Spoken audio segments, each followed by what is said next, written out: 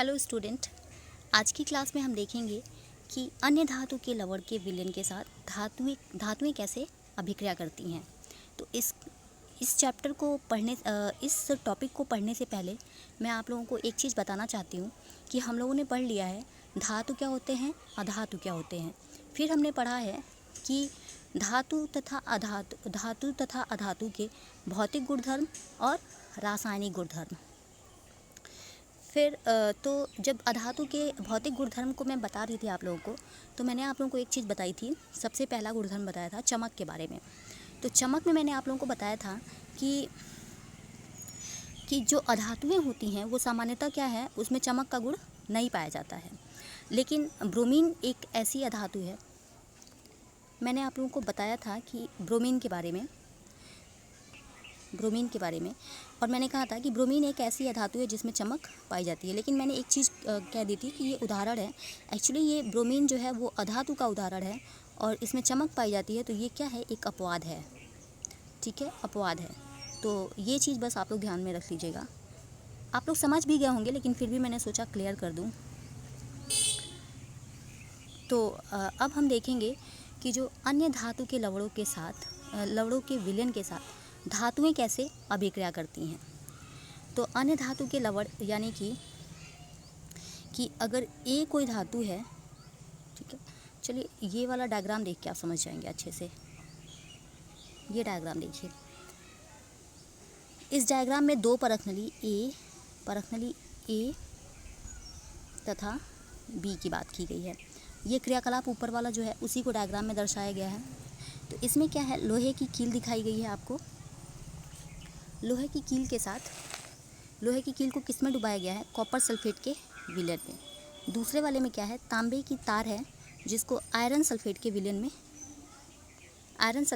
में डुबाया गया है। तांबे की तार यानी कि आपका कॉपर ही है, ठीक है, ये कॉपर है। यहाँ पे कॉपर सल्फेट के विलयन में यानी कि इसके लवण में कॉपर सल्फेट क्या है, ये लवण विलयन, ठीक है, कॉपर का लवण, कॉपर सल्फेट यानी कॉपर का लवण। तो कॉपर के लवण की तरह ये बिहेव कर रहा है कॉपर सल्फेट का विलयन। और लोहे की कील यानी कि एक धातु है, ठीक है, ये धातु का लवण है ये वाला, और ये क्या है, धातु है। इसी तरह से इसमें ये धातु है और ये धातु का लवण है। तो इन दोनों की एक दूसरे से कैसे अभिक्रिया होती है। तो होता क्या है इसके अंदर, इसको हम रिएक्शन से समझ जाएंगे अच्छे से। जैसे देखिए, ये है फर्स्ट वाले का बता रही हूँ मैं, कॉपर सल्फेट प्लस आयरन। तो ये कुछ अभिक्रिया होती है, क्या होता है, ये बन जाता है आयरन सल्फेट प्लस कॉपर। तो आयरन ने क्या किया, कॉपर सल्फेट के विलयन से कॉपर को विस्थापित कर दिया और उसकी जगह स्वयं आ गया, ठीक है। ये अभिक्रिया हुई इसके अंदर, इस वजह से इस वाले परखनली के कलर में थोड़ा सा चेंज आ जाएगा। तो इस अभिक्रिया के ऐसी अभिक्रिया हम लोग चैप्टर फर्स्ट में पढ़ चुके हैं कि ऐसी अभिक्रिया को हम कहते हैं विस्थापन अभिक्रिया। यानी एक जो धातु होती है या एक तत्व जो होता है, एलिमेंट होता है, वो ज़्यादा अभिक्रियाशील होता है, और जो ज़्यादा अभिक्रियाशील होता है वो क्या करता है, उसके लवण के विलयन से उस धातु को विस्थापित कर देता है, ठीक है। तो ये एक तरह से विस्थापन अभिक्रिया हो गई। फिर दोबारा हम इस चैप्टर के अंदर विस्थापन अभिक्रिया क्यों पढ़ रहे हैं, इस चैप्टर के अंदर विस्थापन अभिक्रिया इसलिए पढ़ रहे हैं क्योंकि इस चैप्टर के अंदर हमें पढ़ना है सक्रियता श्रेणी के बारे में। तो विस्थापन अभिक्रिया और सक्रियता श्रेणी एक दूसरे से रिलेटेड हैं। विस्थापन अभिक्रिया को संपन्न कराने के बाद ही हमें सक्रियता श्रेणी प्राप्त होती है। मतलब कि जो अभिक्रिया जो ज़्यादा क्रियाशील धातु होगी वो कम क्रियाशील धातु के लवण से उसके धातु को विस्थापित कर देगी। तो हमें क्या पता चला कि अगर कोई अभिक्रिया ऐसी हो रही है कि धातु के लवण से उसके धातु को विस्थापित कर दे रही है, मतलब कि जो धातु विस्थापित कर रही है वो ज़्यादा अभिक्रियाशील है। जैसे कॉपर सल्फेट का हमने देखा था एग्जाम्पल, और आयरन का तो हमें मिला था आयरन सल्फेट प्लस कॉपर। तो क्या निष्कर्ष निकला कि जो आयरन है वो कॉपर से ज़्यादा अभिक्रियाशील है। तो अगर हम आयरन और कॉपर को सक्रियता श्रेणी में रखेंगे तो हम क्या करेंगे, आयरन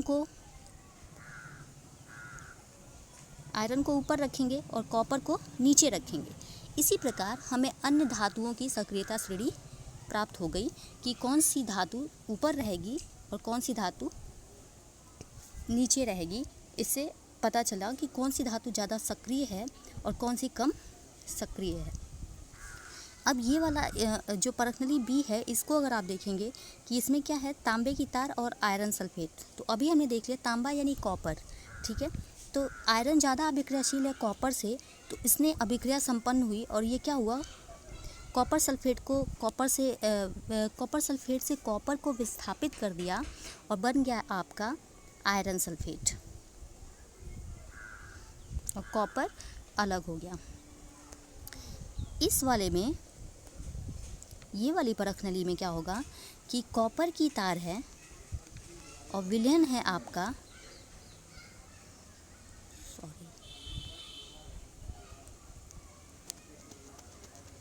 विलयन है आपका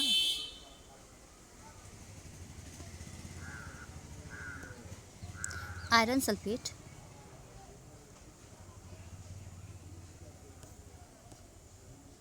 फिर से देख लीजिए, कॉपर की तार है और विलयन है आयरन सल्फेट यानी FeSO4। तो बताइए कौन सी अभिक्रिया होगी। यहाँ पे एक्चुअली कोई अभिक्रिया नहीं होगी, क्योंकि कॉपर हमने पहले ही देख लिया है कि कम अभिक्रियाशील है आयरन से। तो ये इस लवण के विलयन से, इस धातु के लवण के विलयन से इसको विस्थापित नहीं कर पाएगा, इसलिए यहाँ अभिक्रिया संपन्न नहीं होगी। इस वजह से इस परखनली के कलर में कोई परिवर्तन नहीं आएगा।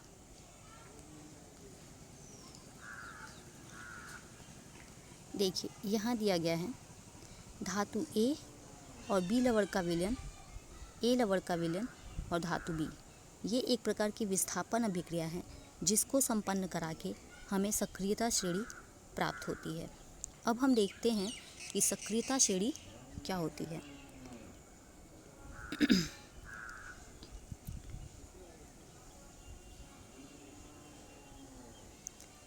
तो सक्रियता श्रेणी वह सूची है जिसमें धातुओं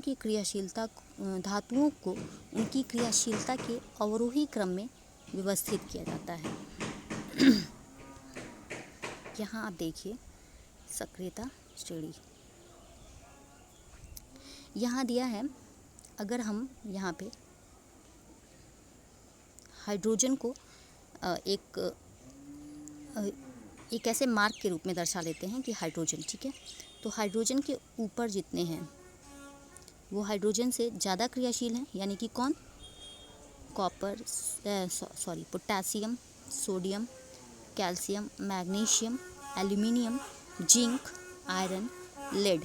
ये सब क्या है, हाइड्रोजन से ज़्यादा क्रियाशील हैं।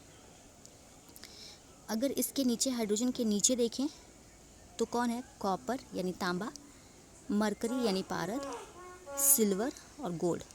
ये क्या है, सबसे कम अभिक्रियाशील हैं, ठीक है। तो सक्रियता श्रेणी हमें पता चल गया। इस पूरे चैप्टर में जो सक्रियता श्रेणी है ये बहुत ही इम्पॉर्टेंट है। इस चैप्टर को अगर आप इस श्रेणी को समझ जाते हैं अच्छे से और याद कर लेते हैं तो आप लगभग इस चैप्टर के सारे क्वेश्चन सॉल्व कर लेंगे। बिना किसी हेल्प के सारे क्वेश्चन आप सॉल्व कर लेंगे और आपको किसी की हेल्प की ज़रूरत नहीं पड़ेगी अगर आप इसको समझ रहे हैं तो हमने देखा कि ये जो सक्रियता श्रेणी है इसका बढ़ता या घटता, ये क्या है, घटते क्रम में अरेंज किया गया है। सबसे ज़्यादा क्रियाशील है पोटेशियम। अगर क्रियाशीलता की बात करें, सबसे ज़्यादा क्रियाशील है पोटेशियम, फिर है सोडियम, फिर calcium, magnesium, aluminium, zinc, iron, lead, ठीक है। उसके बाद आता है हाइड्रोजन और उसके बाद आता है हाइड्रोजन से भी कम क्रियाशील है कॉपर, मरकरी, सिल्वर और सबसे कम क्रियाशील कौन है, गोल्ड। तो देखिए सबसे अधिक अभिक्रियाशील ऊपर है, यानी कि आपके कौन है, अगर चार को देखें तो हम पोटेशियम है, सोडियम है, कैल्शियम है, मैग्नीशियम है, ये बहुत ज़्यादा क्रियाशील धातुएं हैं, ठीक है। अगर एल्यूमिनियम को देखा जाए, एल्यूमिनियम, जिंक, आयरन की आप मैक्सिमम से अभिक्रिया देखते हैं, तो आयरन से भी ज़्यादा क्रियाशील कौन है, जिंक है, एल्यूमिनियम है, ये मैग्नीशियम है, इससे भी ज़्यादा क्रियाशील मैग्नीशियम है, कैल्शियम है, सोडियम है, पोटेशियम है।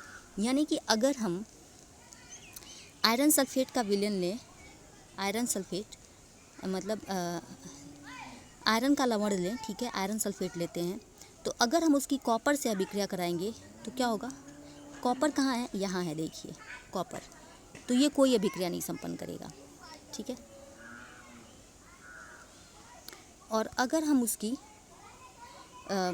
इसी आयरन सल्फेट की अगर हम जिंक से अभिक्रिया कराते हैं, Zn से, तो क्या होगा, Zn सल्फेट बन जाएगा, Zn सल्फेट बन जाएगा। कुछ और उदाहरण के साथ देखते हैं, जैसे जिंक है, ठीक है, यहाँ पे देखिए जिंक है, जिंक का लवण मान लीजिए जिंक सल्फेट, ZnSO4, ठीक है। जिंक सल्फेट की अगर हम अभिक्रिया कराते हैं लेड से, तो क्या कोई अभिक्रिया होगी, देखिए जिंक कहाँ है, लेड से ऊपर है सक्रियता श्रेणी में, तो यहाँ कोई अभिक्रिया नहीं होगी। और यहीं जिंक की अभिक्रिया हम करा देते हैं एल्यूमिनियम से, जिंक सल्फेट की अभिक्रिया करा देते हैं एल्यूमिनियम से, तो क्या हो जाएगा, एल्यूमिनियम सल्फेट बन जाएगा, जिंक बाहर निकल जाएगा, मतलब जिंक अलग हो जाएगा, ठीक है। तो सक्रियता श्रेणी का यूज आपको समझ में आ गया होगा कि अगर आप सक्रियता श्रेणी को तैयार कर लेते हैं तो आप बता सकते हैं कि कौन सी अभिक्रिया में विस्थापन अभिक्रिया होगी और कौन सी रासायनिक अभिक्रिया में विस्थापन अभिक्रिया नहीं होगी। तो चलिए आगे देखते हैं, इसका यूज आपको पूरे चैप्टर के अंदर बहुत मिलेगा। और जो आपने इसके पहले रासायनिक गुणधर्म पढ़ा है, धातुओं तथा अधातुओं के, वायु के साथ क्या अभिक्रिया होती है, जल के साथ क्या अभिक्रिया होती है, और एसिड के साथ क्या अभिक्रिया होती है, बेस के साथ क्या अभिक्रिया होती है, इसको हमेशा ध्यान में रखिएगा, ठीक है। उभयधर्मी ऑक्साइड क्या होता है, ये सारी चीज़ें ध्यान में रखिएगा। अब कुछ क्वेश्चन के आंसर हैं जो आप लोग भी देंगे और मैं कुछ समझा भी दूंगी, जो मुझे लगेगा कि आप लोग दे पाएंगे वो मैं आप लोगों को होमवर्क में दूंगी। ये देखिए, पहला क्वेश्चन है कि सोडियम को केरोसिन में क्यों डुबोकर क्यों रखा जाता है। तो ये आप लोग पिछला अगर लेक्चर अच्छे से देखे होंगे तो ये आप लोग बता देंगे, तो ये आप लोग बताइएगा आंसर लिख के। दूसरा है, इन अभिक्रियाओं को के लिए समीकरण लिखना है आपको। भाप के साथ आयरन,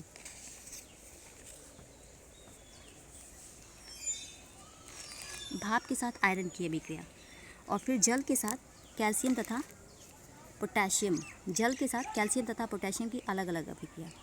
तो ये मैं आप लोगों को बता देती हूँ। दूसरा वाला सेकंड क्वेश्चन देखिए, भाप यानी कि जल, आयरन यानी कि लोहा Fe, तो Fe प्लस वाटर बराबर क्या बनेगा। तो जब भी हमने पढ़ा था, धातु जब जल के साथ अभिक्रिया करता है तो क्या बनता है, हाइड्रोजन गैस निकलती है। तो इसमें हाइड्रोजन गैस निकलेगी और आयरन का ऑक्साइड बनेगा, Fe3O4 प्लस हाइड्रोजन गैस निकलेगी। इसको जब आप बैलेंस करेंगे तो यहाँ पे आ जाएगा 3, ये होगा 4 यहाँ, और यहाँ भी हो जाएगा आपका 4। तो ये बैलेंस अभिक्रिया होगी 3Fe प्लस 4H2O बराबर Fe3O4 और 4H2 गैस। ये आपका सॉलिड स्टेट में होगा, ये आपको पता है लिक्विड स्टेट में ही रहता है। ये भी आपका एक्वस मतलब जल में विलयन के रूप में प्राप्त होगा, तो एक्वस सॉल्यूशन, एक्वेटिक फॉर्म में। और हाइड्रोजन पता है क्या है, गैस है, ठीक है। ये हो गया आपका पहला। दूसरा है जल के साथ कैल्शियम तथा पोटेशियम की अभिक्रिया। तो सबसे पहले हम देखेंगे जल के साथ कैल्शियम की अभिक्रिया। तो देखते हैं, ये है कैल्शियम, ये भी क्या है, सॉलिड फॉर्म में है, प्लस जल की इसके साथ अभिक्रिया H2O की, तो ये बनता है आपका कैल्शियम हाइड्रोक्साइड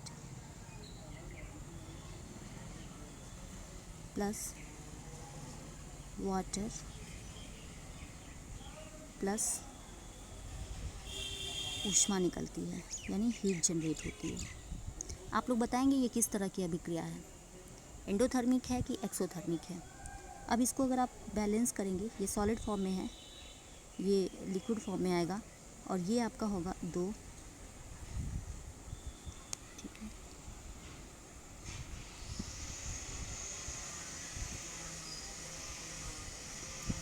और यहाँ पे आपका आ जाएगा कैल्शियम हाइड्रोक्साइड एंड वाटर, ये बैलेंस है, ठीक है। तो ये वाला होगा, एक बार पढ़ देती हूँ मैं आपको। Calcium plus 2H2O equal to CaOH twice plus H2O plus ऊष्मा। अगला देखते हैं, जल से पोटेशियम की क्या अभिक्रिया होती है। तो पोटेशियम बहुत ही अभिक्रियाशील धातु है कि जल से अभिक्रिया कराते हैं, यानी 2H2O। तो क्या बन रहा है, KOH बनेगा, और यहाँ भी हाइड्रोजन गैस निकलेगी, और हाइड्रोजन गैस निकलेगी और हीट जनरेट होगी, क्योंकि ये भी बहुत ही अभिक्रियाशील है। हमने देखा था जैसे ही ये वाटर के टच में आता है तो बहुत ही ज़्यादा अभिक्रिया करके ऊष्मा उत्पन्न होती है, हीट जनरेट होगी। अगर इसको बैलेंस फॉर्म में लिखें तो यहाँ 2H2O है, यहाँ पे 2KOH हो जाएगा, H2 बैलेंस है और हीट, ठीक है। तो ये एक बार पढ़ देती हूँ। पोटेशियम यानी K plus 2H2O is equal to 2KOH plus H2 plus heat, ठीक है। तो ये आपका हो गया।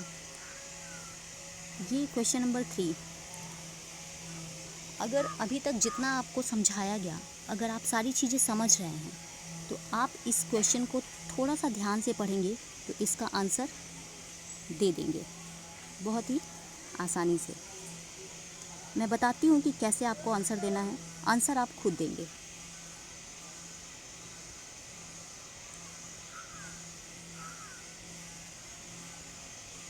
देखिए इसमें क्या दिया है, A, B, C एवं D 4 धातुओं के नमूनों को लेकर एक एक करके निम्न विलयन में डाला गया।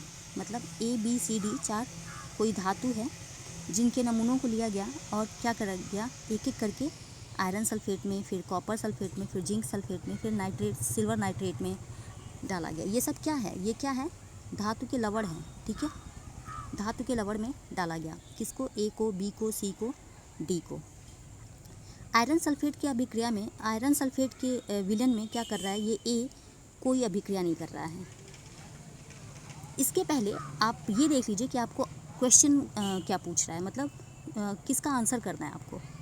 इस सारणी का उपयोग करके धातु A, B, C, D के संबंध में निम्न प्रश्नों के उत्तर देने हैं कि इसमें सबसे अभिक्रियाशील धातु कौन सी है। फिर आपको बताना है कि B को कॉपर सल्फेट के विलयन में डाला जाए तो क्या होगा, यानी ये जो B है इसको कॉपर सल्फेट के विलयन में, यहाँ पे देखिए कॉपर सल्फेट का कुछ भी बताया नहीं गया है, तो कॉपर सल्फेट के विलयन में डाला जाए तो क्या होगा। और धातु A, B, C, D को क्रियाशीलता के घटते हुए क्रम में व्यवस्थित करना है। तो अब आप समझ गए होंगे मैं आपको क्या बताना चाहती हूँ। आप जिस सक्रियता श्रेणी का उपयोग करके आप इसको रखेंगे और सजाएंगे और बताएंगे कि ये क्या है। जैसे देखिए पहला है आपका A, तो A आयरन सल्फेट से कोई अभिक्रिया नहीं कर रहा है, यानी सक्रियता श्रेणी में जहाँ आयरन है तो आयरन के ये A क्या होगा, उससे नीचे होगा, ठीक है, आयरन से नीचे होगा, क्योंकि आयरन सल्फेट से ये कोई अभिक्रिया नहीं कर रहा है। कॉपर सल्फेट से क्या कर रहा है, ये विस्थापन अभिक्रिया संपन्न कर रहा है, यानी कि सक्रियता श्रेणी में जहाँ कॉपर होगा ये उसके ऊपर होगा, ठीक है। ऐसे ही B के बारे में, ये क्या कर रहा है, आयरन सल्फेट से अभिक्रिया कर रहा है, तो यानी कि ये आयरन से ऊपर होगा, ठीक है। तो ऐसे करके आप सजाएंगे, पहले आप इसको करेंगे, उसके बाद से फिर मैं आपको इसका आंसर अगले वीडियो में बताऊंगी, ठीक है।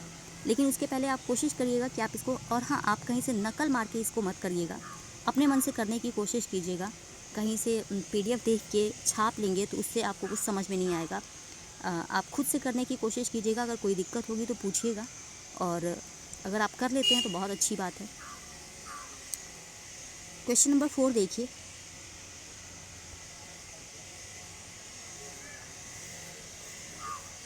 क्वेश्चन नंबर 4 भी आपका वही विस्थापन अभिक्रिया को पूछा है। इसको देख लीजिए। अभिक्रियाशील धातु को, किसी अभिक्रियाशील धातु को तनु हाइड्रोक्लोरिक अम्ल में डाला जाता है तो कौन सी गैस निकलती है?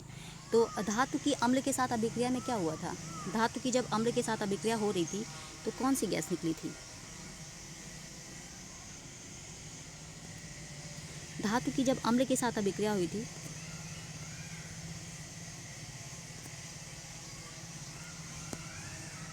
तो हाइड्रोजन गैस निकली थी। आप पिछले वाले लेक्चर को याद कीजिएगा। धातु जब अम्ल से अभिक्रिया करता है तो हाइड्रोजन गैस निकलती है। तो आयरन के साथ तनु H2SO4 की रासायनिक अभिक्रिया आपको लिखनी है। ये मैं आपको बता देती हूँ। ये आयरन है, इसकी अभिक्रिया बता देती हूँ। देखिए, अभिक्रिया कुछ चीज़ों की बहुत ही स्पेसिफिक होती है जो याद करनी पड़ती है आपको।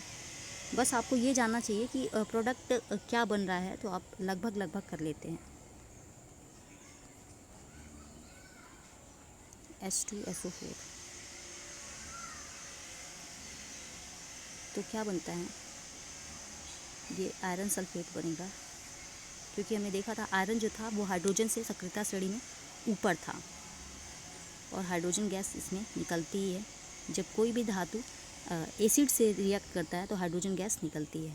तो ये वाली अभिक्रिया होगी Fe प्लस H2SO4 बराबर FeSO4 प्लस हाइड्रोजन गैस निकलती है। ठीक है, अगला देख लीजिए। जिंक को आयरन सल्फेट के विलयन में डालने पर क्या होता है? जिंक को आयरन सल्फेट, तो जिंक भी हमने देखा था कि जिंक भी क्या है, सक्रियता श्रेणी में आयरन से ऊपर है। तो अगर हम जिंक, तो ये भी विस्थापन अभिक्रिया संपन्न करेगा। जिंक को अगर हम आयरन सल्फेट के विलयन में डाल देंगे तो बनेगा आपका जिंक सल्फेट प्लस आयरन अलग हो जाएगा। ठीक है, तो ये आपको समझ में आ गया होगा। इतने तक पढ़िएगा आप लोग। अगर कोई दिक्कत होगा तो पूछिएगा। ये वाला क्वेश्चन सेकंड और क्वेश्चन थर्ड और क्वेश्चन फर्स्ट ये मुझे करके ज़रूर दिखाइएगा क्लास में, जब आपकी क्लास स्टार्ट होगी तो। और कोई डाउट होगा तो पूछिएगा, लेकिन कोशिश करिएगा कि आप इसे करें। और हाँ, नकल मत कीजिएगा कहीं से भी, किसी भी PDF से देख के नकल मत कीजिएगा, खुद से कीजिएगा।